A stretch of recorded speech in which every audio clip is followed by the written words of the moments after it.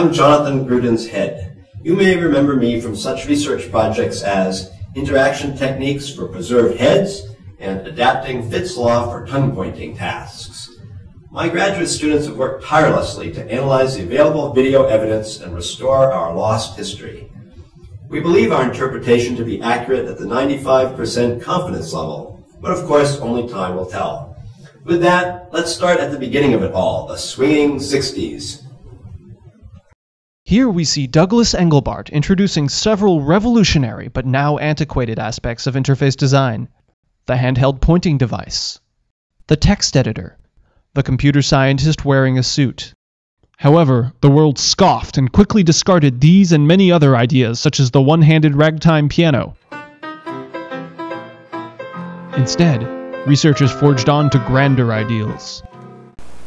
John, we're going to show you a man actually talking to a computer. Our careful video analysis reveals no trace of such conversations. Instead, we find only a primitive sketching pad interface, which appears to have been of no use beyond early stages of design for the 1980s arcade classic Pac-Man.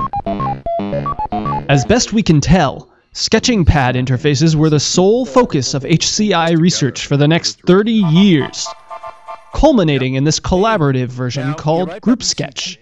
Group Sketch features the first known utterance of the now famous phrase, cooperative line moving, whoa, wicked. Let's make this a diagonal. In the 1990s, users developed a practice of marking their territory by swiping objects at gigantic tablet PCs. Here, this user claims dominion over the most important items in his life: a piece of paper, a French-English dictionary, and his friend Bob. Soon, inspired by their success with the computer mouse, researchers began exploring other promising animals. In this interactive cartoon, the chicken, directed by the participant, these interfaces gave users unprecedented levels of accuracy and control. What you are now seeing is direct evidence of the interface utopia that followed. We emphasize that these are not just companies' vision videos created as marketing campaigns. Yet paradise was lost as this age gave way to the great usability cataclysm. How did this happen? Our genomics research has revealed what we now believe to be the cause of our downfall. Long-buried genetic defects.